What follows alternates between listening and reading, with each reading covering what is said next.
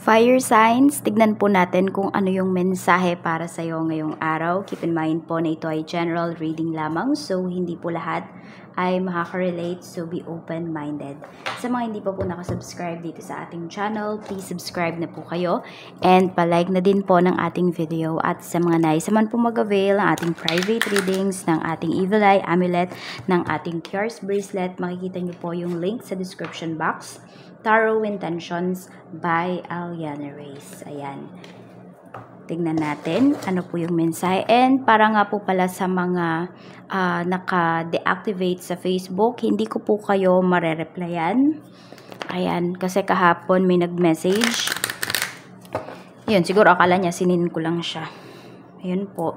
So, pag ganun po, sa email na lang po kayo mag-send ng inyong inquiries. So, we have sensitivity. Medyo sensitive ba yung iba sa inyo or napapansin nyo ngayon sa paligid ninyo ang daming sensitive na mga tao? Mula ito kay Archangel Haniel. You are extra sensitive to energies and emotions right now. Honor yourself and your feelings. So, kung ikaw naman to, wag mong i-invalidate yung nararamdaman mo. Ayan. Siguro merong mga tao dito sa paligid mo sinasabi, oh, arte lang yan, o drama lang yan, 'di ba? Sinasabihan ka ng mga ganon. So, wag mo silang pansinin, okay? I-acknowledge mo yung nararamdaman mo. Wag mo siyang i-invalidate. Ayan, para ma-process mo rin siya at magawan mo ng solusyon kung ano ba tong nararamdaman mo. Ayan, tignan po natin. Yung iba naman sa inyo, more on pwedeng, ayan, baka ano ba, sumasakit yung ulo ninyo, may mga bagay kayo na hindi magawa. So, ayun, akala nila umaarte ka lang kasi ayaw mong gawin yung, kunwari may inuutos sa'yo, ganun. So, tignan po natin ano pa yung mensahe, Spirit Guide, pagdating naman po sa mga blessings na pwede mong ma-receive. Fire signs, Aries, Leo, Sagittarius, we have a blessing on your intuition. So, meron dito, heighten po yung inyong intuition, malakas po talaga siya. Strong yung intuition ninyo. Kaya, 'di ba, kung may sinasamahan kayong mga grupo at nafi-feel ninyo na parang hindi kayo tanggap or feeling ninyo pinag-uusapan kayo, hindi po kayo nagkakamali. Okay? Oo. Your intuition, your gut feeling is telling you na yan talaga yung nangyayari. Kaya, do not invalidate your feelings. Tignan pa po natin ano pa yung mensahe. Okay, we have a blessing of the earth. So, kung meron naman kayong mga investments na sasalihan or meron basta maglalabas yung iba sa inyo ng pera ngayon or may marireceive kayo na money, saan kaya galing yung pera na yun? So, yung iba sa inyo napapaisip kayo or saan kaya mapupunta yung pera na to? Kung hindi nga po kayo kampante, wag na kayong makipag-deal. Diba? Wag kayong maglabas ng pera or wag kayong tumanggap ng pera towards dun sa tao na yon na pwedeng, kasi yung iba sa inyo, nandoon yung energy, fire signs na ayaw nyong tatanggap ng pera dun sa, alam mo yun, kunwari, sa hindi magandang paraan nakuha ng tao na yun yung pera. Ayaw mo siyang tanggapin. So, siguro nandoon yung pride po ninyo. We have a blessing for unity where once there was division. May pagkakaayos po dito. Okay, pwedeng ito nga po ay usapang pera. Some of you, pwedeng ito ay usapang lupa.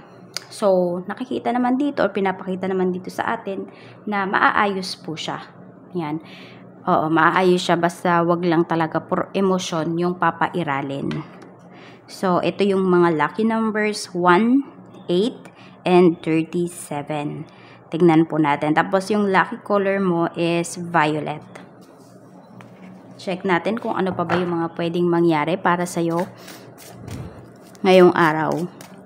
Ano pa pang pwedeng mangyari kay fire signs ngayong araw na ito, Spirit Guide. We have King of Wands. So, pwedeng may mga utos nga talaga dito sa inyo ngayong araw. Yan. Pwede rin naman baka kayo yung mag-uutos. Meron kayong papakisuyo sa isang tao. Tapos, mafe-feel mo kaagad kung yung taong pinakisuyuan mo na yon ay okay lang ba talaga sa kanya or hindi.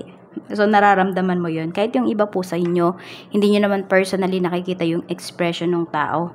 Pwedeng kausap nyo lang sa phone, pero nararamdaman ninyo talaga kung napipilitan lang ba or hindi yung tao na uutusan po ninyo. We have 8 of coins. Ayun. So, yung iba pala sa inyo, yes, makikisuyo talaga kayo kasi sobrang busy nyo po today. Yung iba naman dito, ayan, di ba, may kausap kayo. Yan.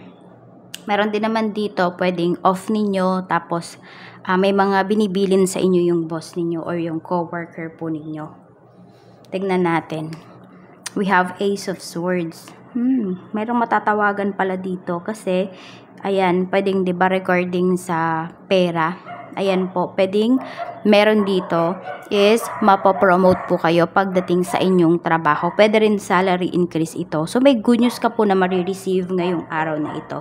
Okay lang na sagutin ninyo yung call. Okay lang din naman na hindi.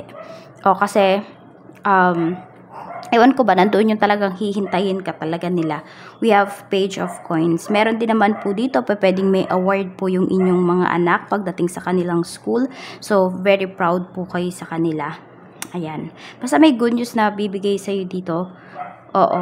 Yung mga tao sa paligid mo. Hindi naman puro negativities yung mga nasa paligid mo. Meron din naman talagang mga tao na magbibigay sa'yo ng good news. Tignan po natin sa family. We have Justice. Ayan, sa family, siguro yung lupa na sinabi ko dito kanina. Ayan po, maaring doon na magkakasundo-sundo. Meron dito, pwedeng papapapilan nyo na yung lupa ninyo, maghahatian na, or pwedeng magbebentahan na pagdating sa family. Pwede rin may sustento dito na inaayos or pinaglalaban. Okay, we have the Emperor. Pagdating naman sa mga friends, okay, so pwedeng baliktad yung meron kang isang kaibigan dito na pwedeng siya pala yung nag-uutos, hindi ikaw. Pero pwede rin, some of you could be a Leo, kayo to. Pwedeng meron kayong mga friends na nauutusan or napakikisuyuan ngayong araw. So, yun o. Tignan natin. Meron dyan hindi naman tatanggi. O kasi pwedeng may ibibigay ka naman sa kanila. Parang hindi naman thank you lang talaga. Oo. Kasi meron dito galante talaga, fire signs. Pag may inuutos kayo, talagang nagbibigay kayo. Meron kayong tip, ganyan. Queen of Swords pagdating naman sa relationship. So, ingat lang kasi baka ngayong araw magkasagutan po kayo ng person mo. May mga bagay kasi dito na parang akala nyo tapos na yung issues, akala nyo nagkaintindihan na, yun pala hindi pa. Tapos may nag-overthink kasi dito. Pwedeng may nakita kayo na may kausap yung person po ninyo, meron siyang ka-chat, na merong message na dinilit, yung ganon. So, some of you parang nag-overthink talaga. Pero ayun, pwedeng masasabi naman sa'yo ng person mo kung kanino talaga galing yung mensahe na yon na kanyang na-receive na or dinilit niya. Yun, pwede kasi na nagkamali lang. Alam mo yun, yung, di ba minsan may narorong sent, ganun. Tignan naman natin pagdating sa kaperahan, we have Strength. So, ayan po, paganda ng paganda yung finances dito. Kaya din dito, alam nyo, marami kayong nakakasundo. Kasi yung iba sa inyo, nagkakaroon na kayo ng pera, fire sign. So, maraming tao dito na, alam mo yun, parang umaayon na sila sa'yo ngayon. Kung meron kang business, palakas po siya ng palakas at paganda po ng paganda yung kita ninyo. Ayan, pero titignan pa rin natin. Tignan naman natin pagdating naman sa, ayan, we have, pagdating naman sa trabaho. Sa trabaho, we have 8 of Swords. Meron dito, di ba, mapopromote. Yung iba naman sa inyo, pwedeng na-promote, pero hindi kayo sobrang happy. Kasi yung iba sa inyo, pwedeng nagbabalak na kayo na umalis dyan sa trabaho. Alam mo yon, parang hindi na yan yung ina-anticipate mo. Yung ma-promote ka pa. Siguro yan yung cravings mo last year. 'Di ba? Pero ngayon hindi na, iba na. So, nandoon yung parang hindi ka masaya. Feeling mo na trap ka. Yan. So, pwede naman na may decision ka pa rin naman na, decision mo pa rin naman talaga to kung magstay ka ba sa work or hindi. Pero yung iba sa inyo may promotion kayo na hindi kayo masaya. Feeling mo kasi, na-promote ako, dagdag trabaho. Tignan natin. Yung iba sa inyo, ganun na yung thinking po ninyo. Check naman natin pagdating naman sa pagdating naman po sa inyong negosyo. Ayan, Stairway to Light. So, paganda nga po ng paganda talaga yung iyong negosyo. Ayan yung pinapakita dito, fire signs. Ayan po. ingatan nyo lang daw yung inyong kinikita talaga. Palago po talaga. Pag-grow po talaga yung inyong kaperahan, yung inyong sales. Wala po kayong mga sakit sa ulo ng mga kliyente ngayong araw na ito. So, parang halos lahat naman ay, parang alam mo yung mga professional naman, yung mga makakausap po ninyo. Walang sakit sa ulo. So, tignan natin kung ano pa yung mensahe para sa'yo. Okay. Tignan po natin.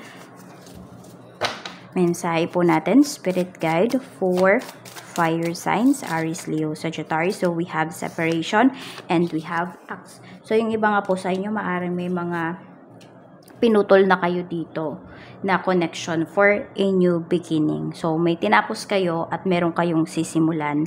So, huwag kayong manghinayang sa mga tao na hindi kayo pinahalagahan. Though may nakakamiss po sa inyo dito. Merong mga tao dito na kaya nagagalit sa iyo, fire signs, kasi namimiss ka nila.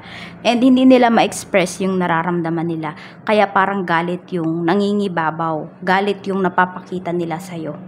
So, ayan lang po. Maraming salamat. Mag-iingat po kayo always and more blessings to come. Bye-bye!